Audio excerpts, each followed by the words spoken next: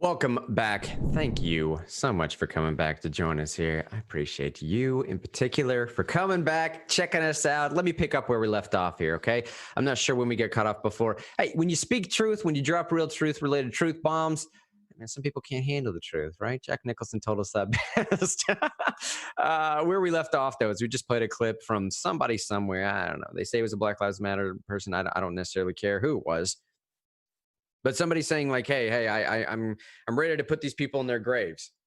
And one of the comments in that tweet, that video that was linked in that tweet, said that this is outrageous. The rhetoric that was being spoken was outrageous. I think the vast majority of people would agree. He says, but it doesn't seem like he's getting much back from the crowd. So when this guy was speaking to the crowd of people in D.C. saying, "I'm going to go mess up cops, I'm going to do all these things, I'm advocating for outright violence at this point," which he was unequivocally. The guy in this tweet said it didn't look like he was getting much response from the crowd, which is true. It didn't look like he was getting much response from the crowd. And this guy says, "I expect that the DNC is reading the tea leaves in the polls. They'll be reaching out to these Marxist leaders soon, telling them to dial it back." Now, Tim Pool tweets this thing this morning of this Real Clear Politics betting average. It's the polls, the betting odds for Trump and Biden. And apparently, you can watch it. You can look at this on screen. Sean will pull it up again here in a second. I mean, you literally see the point where they diverged and the point where they're coming back together. And obviously, the betting people are saying that this is probably because there's so much violence going on in the streets, and Democrats just can't make up their mind whether they want to disavow it and separate, or whether they want to actually condone it and say, keep on going. So I'm asking, is this guy correct about his prediction? Is he correct that Democrats are reading the tea leaves on the walls?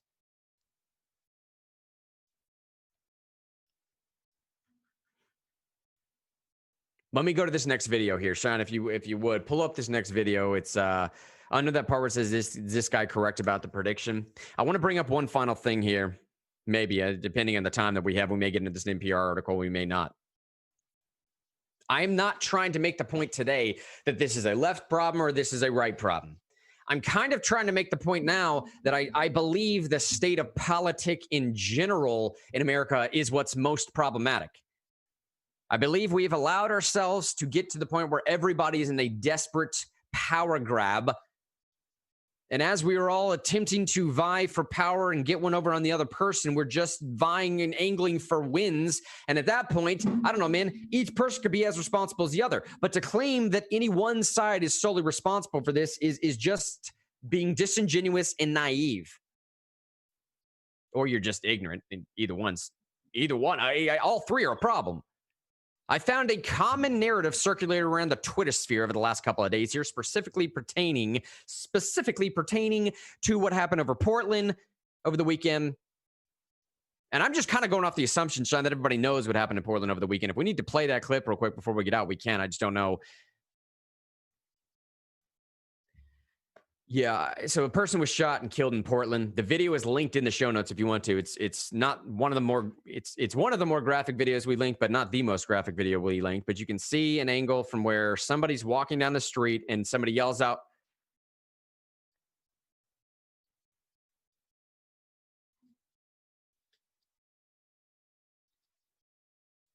Mm-hmm.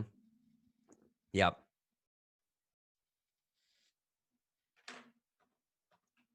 Someone dying in Portland, especially being shot in today's world with the defunding of police and all that stuff, is not news, unfortunately. Not news because it happens all the time, not because a human life isn't valuable. But it's news because he was killed for his political ideology. It's news because he was reportedly a Trump supporter. It's news because he was not minding his own business. He wasn't at a protest, counter-protest. He was just walking down the street. It's shocking to everyone. It's as shocking to me as when you had Senator Scalise or Representative Scalise shot at the baseball game in 2017. It's marking a different level in our political discourse, which I think is what Grant's hinting at. But I just had to give. This is why we're talking about. We're not talking about it because someone got shot. It's because they were a Trump supporter minding their own business, walking down the street, kind of like Jesse Smollett. Well, and in the story, you can look again. I mean, the New York Times is reporting on this. Reuters is reporting on this. I got both stories linked in the show notes here, saying that the man who was shot was killed was wearing a hat with an insignia of a Patriot prayer. They call it a far-right group based in Portland that's clashed with protesters in the past. That's according to New York Times. I'm just reading from New York Times from what they're saying. Apparently, he was also found with a badge of a Blue Lives badge or something to that effect. The video, you can watch it for yourself. It looks and sounds as if, now this has been bantied about as to what this guy was saying, but it sounds as if someone says, we have a Trumper right here, we have a Trumper right here. And then about 2 seconds later, you see someone walk across the street. It's happened in an intersection. About 2 seconds later, someone walks across the street, no more than 5 to 7 feet in front of this person, I'd say, Shine, just takes off 2 shots. There was a guy on a skateboard that was filming. It looks like he stops and picks up shell casings and then walks away. Right. And that's basically the story of what happened in Portland. I think everyone's caught up with the story that happened in Kennesaw over the last weekend. That's that city's name, right? I keep saying that, man. Kenosha. Kenosha. Thank you, buddy. I knew I was mispronouncing that. Thank you. Kennesaw's in Georgia. Yes. Good call. Thank you. Yeah. Kenosha. Kenosha last week as well. So this stuff has been popping off back and forth. And Daniel just said on Facebook, it's kind of a truism, though, that first they tried voting and then they tried protesting, then they tried rioting. Then rioting happens. Last step is civil war boogaloo. Now, I will say, I think what Daniel's mentioning here is that it's one thing to recognize the natural progression of events, which is what we're currently stuck in right now. We're stuck in this sort of perverse, perpetuating cycle that just keeps devolving into itself. It's almost gang mentality style warfare now. You get one of mine, I got to get one of yours. And you go back and forth and back and forth. And so ebbs on and eggs on for time and time and time. It's one thing to recognize that as a natural progression. In my mind, it's a totally different thing to advocate for it, which is what's happening out here right now. And I do mean from both sides, all right? And I want to try and be fair about this, okay? Because I think we've been doing it to each other for a very long time. I found this common narrative over the Twitter sphere over the past few days that all of the violence is Trump's fault. Everything going on right now is Trump's fault. Now, I've seen everything from Trump's America. That's the phrase that's being thrown around everywhere. Is this is what Trump's America looks like. And it's like, no, this is what Democratic mayoral leadership looks like.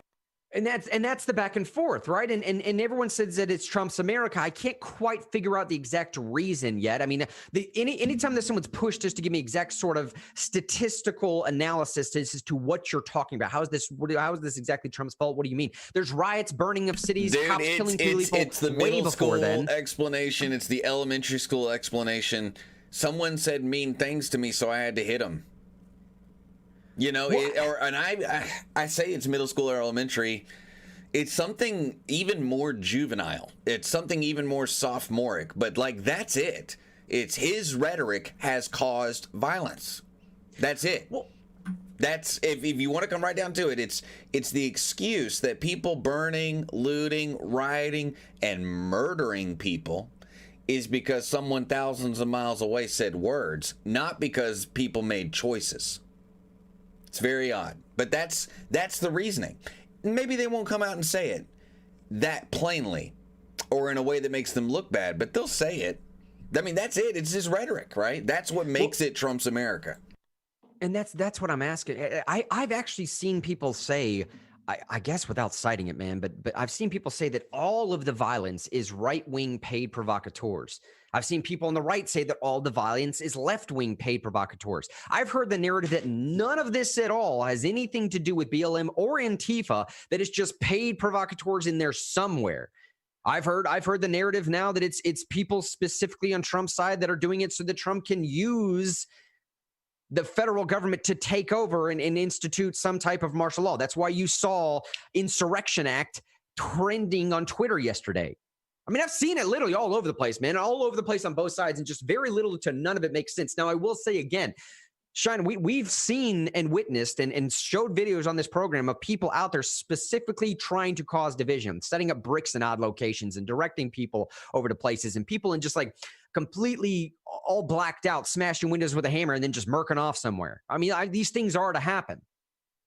And I understand the assertion is that you can't point to an exact reason. It's just to some form of generalities. And that's the assertion that I don't entirely disagree with. That is to say, I can understand the sentiment behind wanting to blame a provocateur for our current state of violence in spite of any real data-driven reason.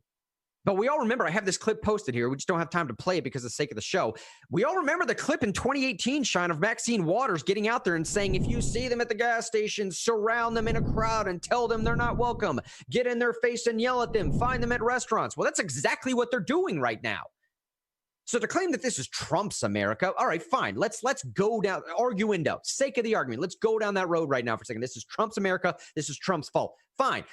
What do we talk? So it's just this one guy's fault, and Maxine Waters didn't go out there in 2018 and deliver that speech telling people to do exactly what they're doing right now. Now, she didn't say go out there and hold a fist in the air and force people to comply with your raising of a fist. She didn't specifically say that, but she did say go find these people at a restaurant, which they are doing.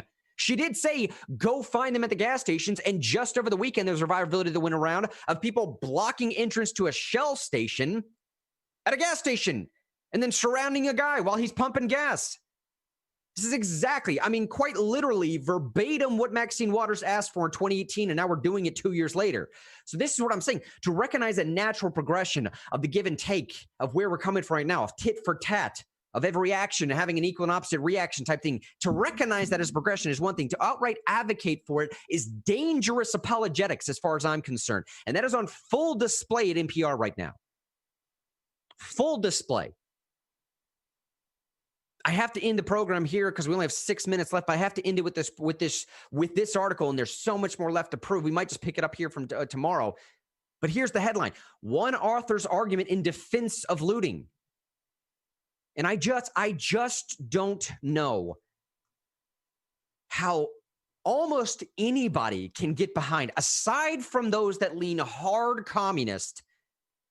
And I'm not even talking about my anarchist friend. I'm talking hard, strict communist. I don't know how anybody can get behind this idea of a defense of looting. A recognition of the progression of where we are out of frustration is one thing, but to advocate for it as a tactic is something entirely different, and one that we should all be diametrically opposed to.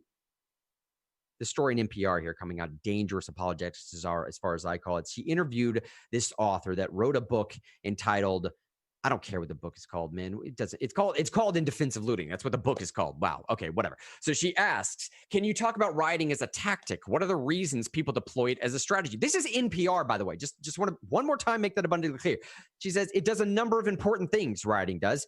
It gets people what they want for free immediately, which means they are capable of living and reproducing their lives without having to rely upon jobs or a wage. Dude, go read the article for yourself. This is what it says. She also talks about rioting as a tactic, saying it also attacks the very way in which food and things are distributed. It attacks the idea of property. Are you guys hearing this language? Please, my libertarian friends, my conservative friends, my Republican friends, and even my liberal Democrat friends, if you have any stitch of belief in the Fourth Amendment in you at all, anything in your being that says that property rights are a real and true thing, please hear what is being pitched at NPR. When I say this is dangerous apologetics, I mean that it's a form of argumentation that leads to the idea of the destruction of all property rights. Her words, it attacks the idea of property, and it attacks the idea in order for someone to have a roof over their head or have a meal ticket, they have to work in order to buy things that people just like them somewhere else in the world had to make under the same conditions. It points to the way in which that's unjust. She's basically saying it points to free market principles are entirely unjust. This is NPR. And the reason, she says, going on, and the reason the world is organized that way, obviously, is for the profit of the people who own the stores and the factories. So you get to the heart of the property relation. You get to the heart of that property relation and demonstrate that without police and without state oppression, we can have things for free. Are you guys hearing this? To recognize where we are is one thing. To advocate for it is something entirely different. And to refuse to condemn it might be complicit in advocating for it. I'm not going that far yet. I'm not going that far yet. There are plenty of people that are still trying to make up their mind about that. I'm not going to be one of these guys that's silent to submission type thing. I'm not there yet. But let me just finish out a few more things here just so you get an understanding. What are some of the most common myths or tropes they say you hear about looting? This author says that one of the common myths is that these are outside agitators. This author says that, quote, another trope that's very common is that the looters and rioters are not a part of the protest. A trope, a misconception. Let me put it in the positive. This author is making the claim that these people are inside the movement, that they are clearly associated with the protests, that they know exactly what they're doing, that there's a designed purpose, and she's claiming it's a good thing. I'm not, go read the article for yourself. The last one here. She claims that it's a Republican myth that over the last 20 years has really crept into leftist discourse, that small business owners must be respected and that small business owners create jobs and that small businesses are part of the community. She says, but that's actually a right-wing myth. Well, author lady, I'm sorry. Go tell that to the person in Minneapolis who had his bar burnt down after saving his entire life working as a firefighter for the community, and wasn't able to fire for insurance at the time. So this idea that it's just going to hit insurance rates didn't help that dude, did it? And if you want to make the insurance claim with me, then come on, man. Like, insurance rates aren't going to go up. How's that helping us? How is that helping us with property rights argument here? We don't have time to go on. Be sure to check out the action-packed single "In Defense of Murder" coming this fall. 35 people had died, so you know, right? What I'm saying is, like, what she's saying is the right that people should be secure in their persons and effects. That's a right-wing myth. Yeah, right. Jeez, man. Amy just said I refuse to give them clicks. I appreciate that. I respect that. I do. Check out my show notes. Then you won't have to give them clicks. Check out the Evernote link if you want to see that. Hey, we got to end the show today here. I got a call. We both got to get on. Love y'all all for real. Sincerely. Every single one of you. We appreciate all the dialogue. We appreciate the disagreements. That's why we do what we do. We'll see y'all next time. Bye.